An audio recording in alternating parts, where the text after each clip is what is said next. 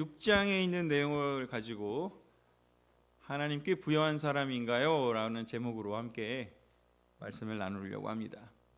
하나님께 부유한 사람인가요? 부여한 사람인가요? 뭐 여러 가지 말도 쓸 수 있지만 성경에 나온 그냥 번역된 단어가 부요한 사람 이런 표현을 쓰기 때문에 하나님께 부요한 사람인가요? 라는 이야기를 하겠습니다. 하나님께를 빼면 그냥 질문을 드릴게요. 여러분은 부유한 사람인가요? 부유하신가요?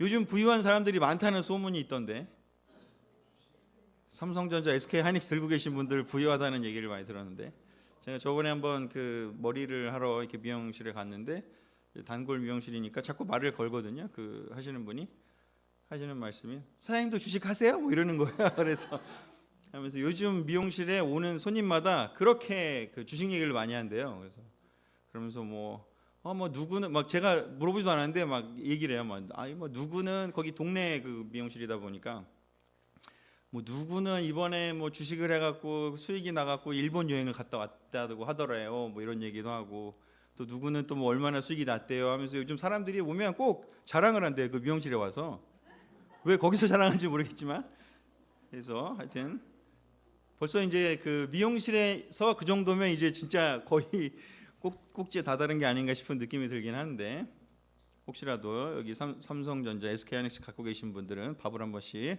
꼭 옆에 계신 분에게 사시기 바라겠습니다. 그래서 여러분 부유하다 우리 부유하고 싶잖아요. 넉넉하고 싶고 부유하다의 반대는 가난하다, 뭐 빈곤하다 이런 뜻일 수 있고 그 사이에는 중간이라고 한다면 뭐 그냥 그렇다, 살만하다 뭐 이럴 수 있고 그냥 적당하다 뭐 이럴 수도 있잖아요. 그래서 우리는 늘 이 세상을 살면서 부유하기 위해서 노력을 하는 것 같아요. 그렇지 않습니까? 그래서 여러분 너무 아침부터 열심히 일하시고 또 정말 돈 많이 벌기 위해서 여러 가지 또 생각도 하시고 여러 가지 그 삶을 사실 텐데 대부분 우리는 이 100년도 안 되는 삶을 살면서 이렇게 좀 넉넉하게 살기 위해서 참 많은 생각들을 하고 또 많은 고민을 하고 사는 것 같아요. 그 우리의 사고의 영역, 우리의 생각의 시간대를 그렇게 우리의 인생 한 100년대를 놓고 본다 하더라도 그런데 우리가 부여하고 싶은데 사실은 사람들의 생각들은 다 거기까지 멈추게 되잖아요. 하지만 우리가 우리는 크리스찬으로서 하나님이 계시다는 걸 믿는 사람이기 때문에 하나님의 관점은 좀 영원하잖아요. 이 100년을 훨씬 뛰어넘잖아요. 그렇기 때문에 성경은 끊임없이 성경을 보는 사람들에게 뭐를 얘기하냐면 하나님께 부유하냐고. 왜냐하면 이 세상에서의 부유함에 대해서는 모두가 다 말 안 해도 열심히 자기 나름의 방법대로 열심히 부유하기를 위해서 노력을 하기 때문에 말할 필요도 없겠죠. 하지만 하나님께 부유하냐에 대해서는 사람들이 그만큼 많이 생각을 하진 않죠. 그래서 우리가 크리스찬으로서 우리는 영적인 사람이 되고 싶은데 영적인 사람이냐 아니냐를 측정하는 하나의 또 그 생각 중에 뭐가 있냐면 바로 나 스스로 내가 하나님께 지금 부여한 사람인지를 중간중간 이렇게 물어보면서 점검하는 것이 되게 영적인 사람들이 주로 하는 방법이라고 볼 수가 있습니다.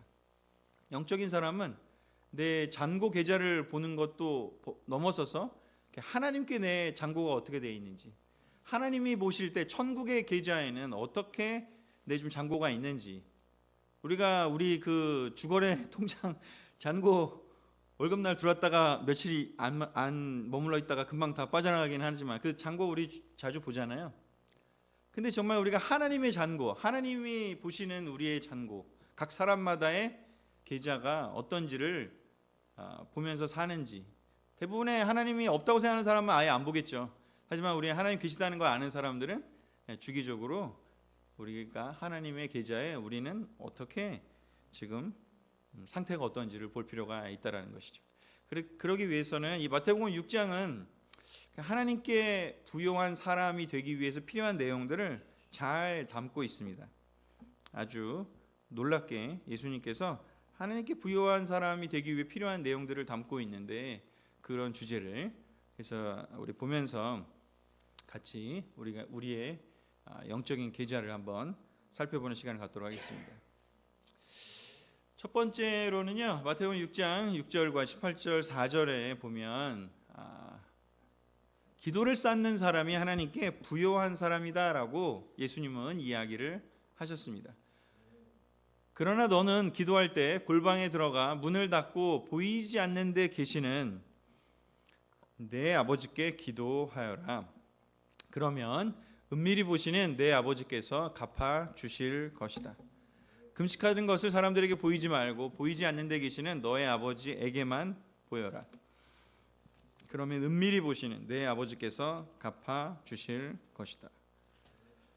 4절은 제가 아까 적으려다가 못 적은 것 같은데 4절은 뭐냐면 너희의 친절함을, 너희의 선행을 사람들이 보이는 곳에서 하지 말고 은밀히 보시는 하나님에게 행하라라고 얘기를 합니다. 너희가 행실을 사람들이 보이는 곳에 하지 마라. 사람들이 칭찬을 기대하면서 하지 마라 그럽니다. 그리고 그렇게 하는 이유는 뭐냐면 은밀히 보시는 아버지께서 갚아주실 거다라고 얘기합니다. 은밀히 보시는 하나님이 사람들의 이 기도하는 것을 보고 그 하나님의 계좌에는 하나님이 보시는 그 계좌에 그 사람의 기도가 이렇게 쌓인다라는 개념인 것이죠. 사람들에게 이 6장에 보면 되게 많이 나오는 게 그거죠. 은밀히 보시는 내 아버지. 사람들에게 보여진다면 그것은 사람들이 보여지고 사람들이 칭찬하고 사람들에게 뭔가 격려받고 사람들에게 위로받고 사람들에게 뭔가 페이백을 받는다면 내가 한 어떤 것도 기도든 금식이든 아니면 선행이든 그 뭐든 사람들에게 보여져서 사람들이 칭찬하고 사람들이 주면 하나님의 계좌에는 안 쌓인대요. 너희 받을 걸 다 받았다 이런 표현이 반복해서 등장합니다. 너희 받을 걸 다 받았다고요. 사람들에게 우리는 칭찬받기 쉬운데 우리가 영적인 사람이라면 하나님의 계좌를 생각해야 되는데 하나님의 계좌에 남는 사람은 어떤 사람이냐면 기도를 하나님께 쌓는 사람이죠. 사람들에게 보이는 데서 하는 게 아니라 하나님께 남는 사람이에요. 근데 또 어떤 기도이냐? 여기 그 뒤에 6절 이어서 이렇게 18절 그 뒤를 보면 주님이 가르쳐 주신 기도가 여기에 등장을 하거든요. 누가복음은 11장에 나오지만 그 마태복음에는 요 맥락 속에 산상수훈의 맥락 속에서 주기도문을 가르쳐 주십니다. 그러면서 뭘 기도하라고 얘기하냐면 첫 번째로 하나님의 이름이 거룩히 여김을 받기 위해서 기도하는 것을 얘기를 합니다. 그냥 우리 기도 많이 하잖아요. 내 필요를 위해서 내가 개인적으로 필요한 거 아니면 뭐가 잘 돼야 되는 거. 이번에 아까 그 저희 캠퍼스 수련회 장소가 절이었다고 하잖아요. 거기를 올라가서 이렇게 봤더니 뭐 많이 팔더라고요. 그래서 뭐 이렇게 그 신년 뭐 이렇게 해갖고 기도 뭐 해갖고 뭐 많이 팔더라고요 거기서. 사람들이 엄청 많이 계속 오는 거예요. 저희 행사하는데 옆에서 보니까. 근데 그만큼 많이 사람들이 신년이라고 부처님께도 비는 거죠. 거기 진짜 한 몇 미터 될래나? 한 5미터짜리 큰 불상도 있었거든요. 없는.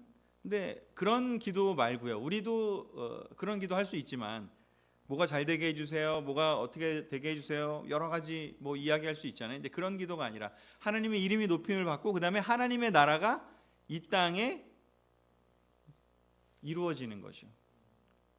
주님의 나라가 하늘에서 하나님의 뜻이 이루어진 것처럼 이 땅에서도 이루어지기를 바란다고요. 그런 기도요. 바울이 했던 기도처럼 하나님의 말씀이 전파되도록 내가 입을 닫지 않게 기도해달라. 내가 담대하게 감옥에 있든 어디에 있든 말씀을 전하게 해서 기도해달라. 계속해서 어떤 그런 기도들이죠.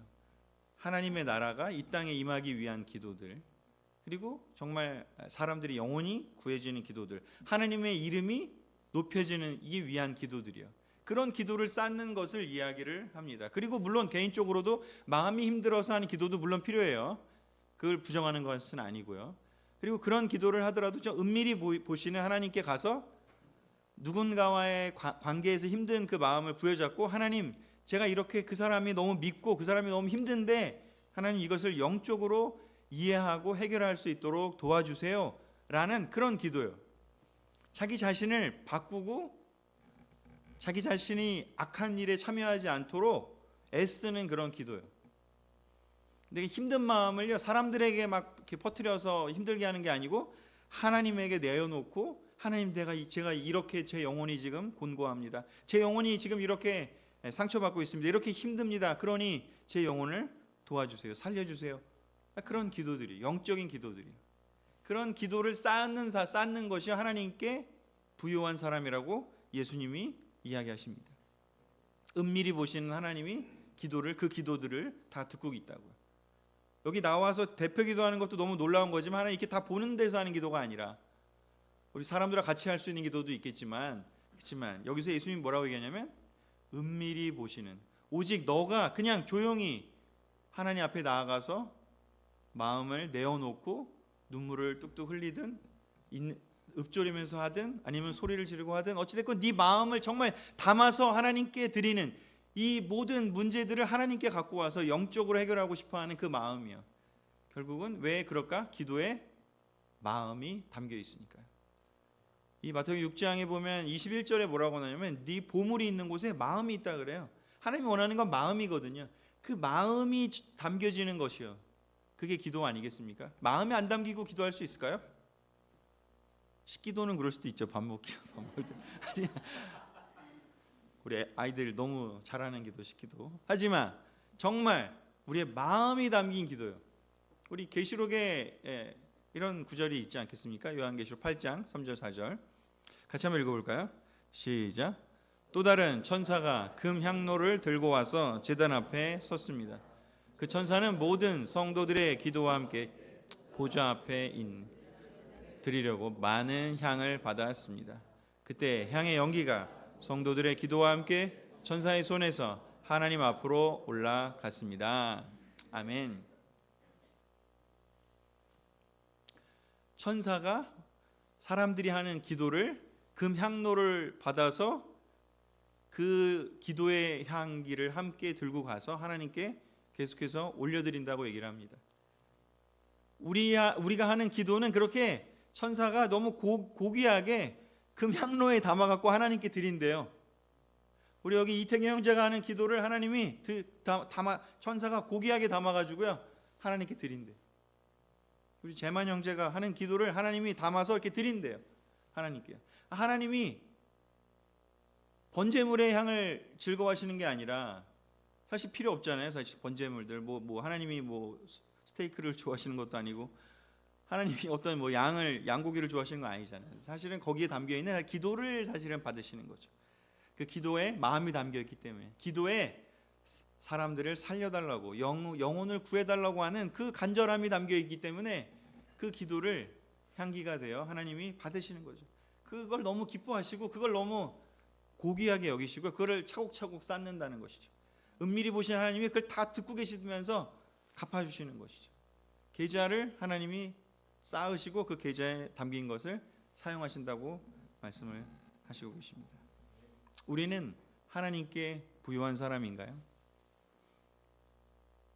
기도하는 사람이 하나님께 부요합니다. 두 번째요. 이번에는 마태복음 10장 42절에 있는 구절과 25장 40절에 있는 구절인데요. 10장 42절에 이렇게 되어 있습니다. 내가 분명히 말해둔다. 아주 보잘것없는 사람이지만 그가 내 제자라는 이유로 그에게 냉수 한 그릇이라도 대접하는 사람은 반드시 상을 받을 것이다. 25장 40절에 그때 왕은 그들에게 내가 분명히 말하지만 너희가 이들 내 형제 중에 아주 보잘것없는 사람 하나에게 한 일이 바로 내게 한 일이다 하고 말할 것이다. 마태복음 10장과 25장에는 또 뭐라고 얘기를 하냐면 반드시 상을 받을 것이다. 이 일이 또 하나님의 마음에 기록되어 있을 것이다. 남아 있을 것이다 라고 얘기하는데 그게 뭐냐면 예수님의 제자라는 이름을 가진 그 사람, 예수님의 형제라고 하는 그 사람 중에 누구라도 어느 누구에게라도 냉수 한 그릇이라도 대접하는 사람, 이 바로 예수님에게 한 일이라고 반드시 상을 받을 거라고. 상을 받는다는 얘기는 계좌가 쌓여 있다는 얘기지 않겠습니까? 바로 이렇게 제자라는 이유로 내 형제 중에 그런 사람들에게 하는 그 냉수 한 그릇이라고 하는 그것을 나눠주는 사람에게 하나님은 그의 계좌가 부요하다라고 이야기하신다는 것이죠. 이웃을 사랑하라고 성경에 많이 나와 있는데 사실 성경에 나와 있는 이웃은요 무슨 멀리 떨어져 있는 저 아프리카에 있는 정말 이렇게 열악한 환경에 사는 사람을 도와줘라, 무슨 뭐 북한에 있는 막 너무 이렇게 만날 수도 없는 사람을 도와줘라 하는 그런 의미가 아니라 바로 내가 만날 수 있는 그 옆에서 만날 수 있는 그 한 명 한 명을 이야기하는 개념입니다. 이웃을 사랑하라니. 그리고 특별히 그 이웃은 누군지 내 제자라는 이유로, 내 형제 중에라는 이 말이 예수님이 직접 하신 말씀이시죠. 예수님의 제자라는 이름으로 내 형제 중에, 사실 가장 영적인 의미에서 가장 가까운 우리의 가족이고 하나님께서 허락하신 소중한 사람들이잖아요. 그 사람들에게 왜 여기에 냉수 한 그릇이라도 라는 말을 했을까요? 냉수 한 그릇의 의미가 뭘까? 어떤 뭐 거창한 거 아니라도 괜찮다는 거잖아요. 냉수 한 그릇이요.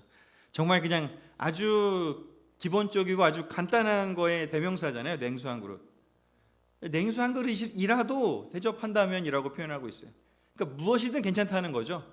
제자라는 이름으로 형제 중에 누구에게라도 우리가 뭐라도 간단한 거라도 우리가 나눠주는 그 사람은요, 그 나눠준 게요 그 사람한테도 가겠지만 그게 누구의 기억 속에 남는다고요? 예수님의 기억 속에 남는다. 그렇게 한 게 예수님이 아까 여기 9절에서 얘기하잖아요. 그게 바로 나에게 한 일이라고요. 예수님은 그걸 기억한다고요. 예수님의 마음속에, 하나님의 마음속에 남는 것, 기억하는 것, 그게 천국의 계좌 아니겠습니까? 그 계좌에 남는 두 번째는 바로 뭐냐? 제자라는 이유로 형제 중에 누구라도 정말 무엇이든 작은 것이라도 나눠주는 것이죠. 뭐 직접적으로 뭐 이렇게 선물을 줄 수도 있을 수도 있겠고요. 아니면은 정말 그냥 말 한마디라도 따뜻하게 관심을 갖고 물어봐 주는 것 포함해서 요즘 어떻게 지내는지 한번 물어봐 주는 것부터 해서, 뭐 아까 인서영님 뭐 이렇게 큐티 나눠준 거 얘기했지만 우리가 성역 구절 내가 읽은 것 중에 너무 좋았던 거 나눠주는 것도 포함될 수 있겠고요. 무엇이든지요. 여러분들이 많이 하셨을 거예요. 아유, 제가 이거 얘기해보려고 다 날아가나? 그건 아니겠죠? 예수님이 다 기억하셨을 거예요. 여러분이 하신 그 모든 것들이요, 그게요 예수님의 마음속에 남아 있습니다. 우리가 하는 그 작은 뭐 이거 귀찮은데 뭘 해, 뭐 이런 마음이 들 때도 있을지 모르겠지만 우리가 했던 그 정말 이거 나눠주고 싶다. 그냥 그 누군가를 생각하면서요. 우리 효정 목사님이 몇 번 얘기했는데 이렇게 원래 편지 같은 거 안 쓰는데 교회 와서 엄청 편지 쓰는 법을 배웠다고. 엽서 쓰는 것들이 우리 예전에 얼마나 기빙했습니까? 그러니까 내 마음을 담아주는 그거 사실은 냉수 한 그릇이잖아요. 그거보다는 좀 힘들 것 같긴 하지만 하여튼 생각보다 에너지가 들어가지만, 저도 사실은 예전에 캠퍼스 때 생각해 보면 마음이 좀 드라이하고 못 지내고 힘들면 꼭 뭘로 극복했나 보면 엽서 쓰는 걸로 극복했던 것 같아요. 형제자매들에게 격려에 어떤 걸 해주겠다. 그땐 돈이 없잖아요. 그러니까 뭐 거창한 건 할 수 없어요.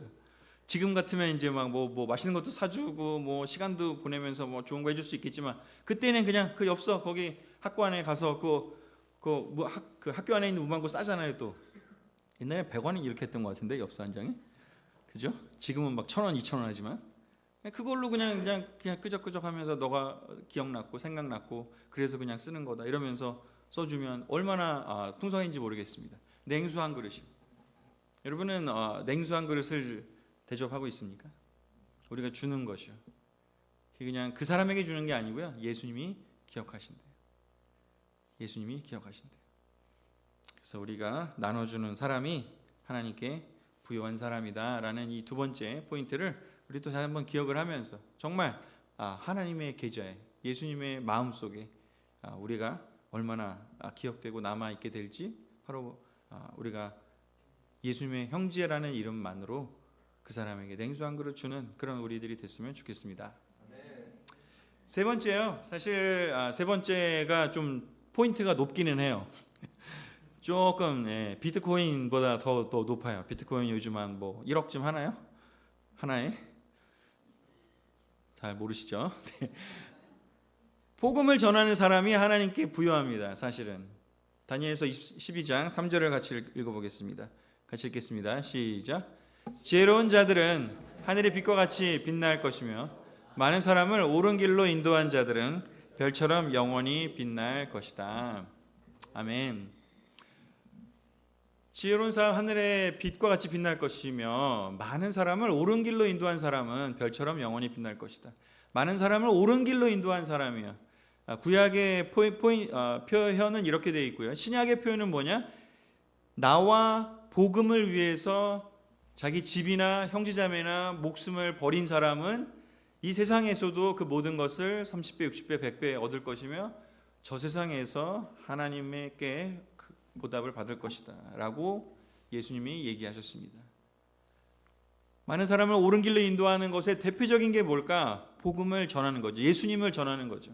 너무나 많은 사람들이 복음에서 떨어져 나가 있습니다. 지금 이 세상이 점점 더 어떻습니까? 하나님의 이름이 너무나 우습게 여겨지고 있고 너무나 무시당하고 있고 복음과 구원이 값어치가 없어지고 있습니다. 어떻게 하면 돈을 더 벌까? 어떻게 하면 더 잘 살까? 어떻게 하면 더 세상에서 성공할까에 뭐 예전에도 그랬지만 점점 더 그렇게 되고 있죠. 복음과 구원이요, 생명을 얻는 것이요, 하나님과 관계가 회복되는 것이요, 가장 큰 나눔 아니겠습니까? 하나님께서 예수님께서 목숨 바치시면서 하신 일이 사실 이거잖아요. 왜냐하면 그분의 관점은 100년이 아니라 긴 영원의 시간 속에 계시기 때문에 하나님 나라에서 가장 놀라운 사람은 예수님을 전하기 위해서 사람들을 구원하기 위해서 천국에 갈 수 있도록 돕기 위해서 했던 그 모든 수고와 노력들이요. 그게 예수님의 마음속에는 가장 크게 남게 될 것입니다. 왜냐하면 그 일이 예수님이 하나님이 하고 싶었던 일인데 그걸 우리가 대신 해드리는 거니까요. 하나님이 너무나 사람들을 사랑하시잖아요.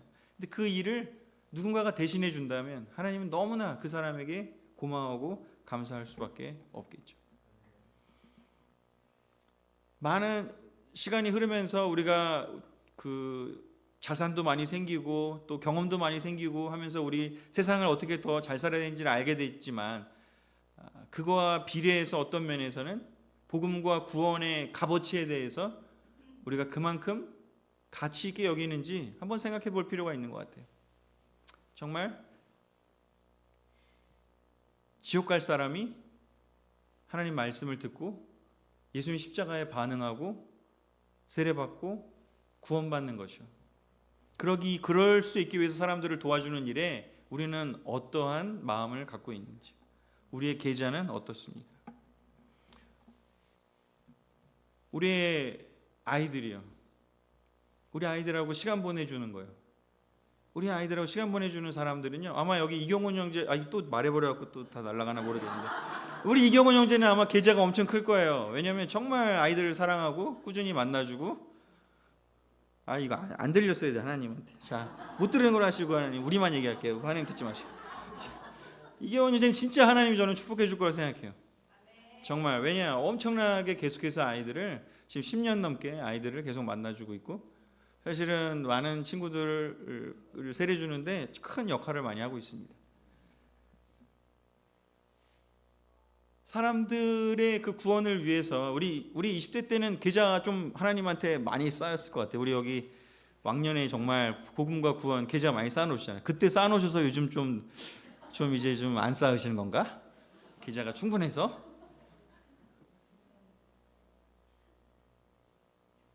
우리 복음과 구원이요. 사실은 남는 거 그거밖에 없지 않을까요? 삼성전자, SK 하이닉스는 없지만 우리 하나님의 계좌에 저는 하나님의 계좌에 가장 많이 좀 남아서 하나님이 착하고 충실한 종아 잘하였다. 너의 계좌가 많이 차 있다. 내가 너에게 너무 고맙다. 네가 산 인생 내가 너무 다 기억하고 있다. 그 이야기를 너무 듣고 싶습니다. 내 시간을 내 번 돈을 어디다가 쓸까? 사람들을 구원하는 일에 쓰고 싶습니다. 그 마음 때문에 이 교회에서 성경 공부하고 세례 받았습니다. 그 마음으로 20대를 살았고 그 마음으로 여기 가라면 저기 갔고 저기 가라면 저기 갔고 이 자리에 분당교회 그래서 오신 거잖아요. 사실은 이거 하려고. 그렇죠? 그래서 앞에 있는 것들도 너무 중요해요. 그죠? 우리 아까 여기 얘기한 것이요. 내 제자라는 이유를 이미 제자가 됐어요. 그 사람들이 끝까지 하나님 나라에 갈 수 있도록 도와주는 것도 너무 중요해요. 하지만 제자가 되게 도와주는 것이 이거 진짜 어렵잖아요, 사실은. 포인트가 크다니까요. 작은 포인트들 앞에 지금 얘기한 거예요. 기도해도 좋고요, 나눠줘도 좋습니다. 하지만 제일 큰 포인트요, 복음을 전하는 거예요. 사람들을 구원하는 거예요. 그 일을 계속 할 수 있다면 우리는 세상의 계좌는 좀 별로 없을지 모르겠지만 저도 오늘 또 대출금 나갔거든요, 이자랑 함께. 간당간당 하여튼. 하지만 하나님 나라에 부유한 사람이 되고 싶습니다. 끝났네요. 네, 그래서 오늘 하나 더 있는데 방송실에서 하나만 더 띄워줄까요 혹시? 이게 요걸로 하면 안 되던데. 그렇죠. 마지막 고린도후서 4장 16절 18절 읽고 우리 마치도록 하겠습니다. 시작. 그러므로 우리는 낙심하지 않습니다. 비록 우리의 겉사람은 쇠약해 가지만 우리의 속사람은 날마다 새로워지고 있습니다. 우리가 잠시 받는 가벼운 고난은 그 무엇과도 비교될 수 없는 크고 엄청난 영원한 영광을 우리에게 가져다 줄 것입니다.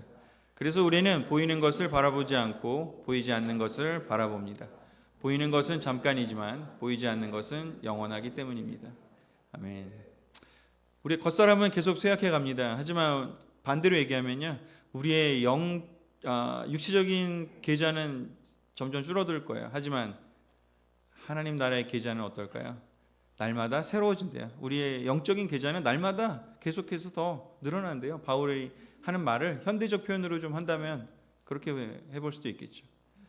우리가 보이는 것을 바라보지 않고 보이지 않는 것을, 보는 것을 바라보지 않고 보이지 않는 것을 바라보는 삶이 바로 영적인 삶이지 않겠습니까? 왜냐하면 보이는 것은 잠깐이고 보이지 않는 것은 영원하기 때문입니다. 우리 오래 살 것 같지만 오래 살 겁니다. 아멘. 네, 하지만 더 궁극적이고 더 영적이고 더 오래갈 하나님 나라의 계좌를 우리 한번 생각해 보는 시간 되길 바라면서 말씀을 마치겠습니다.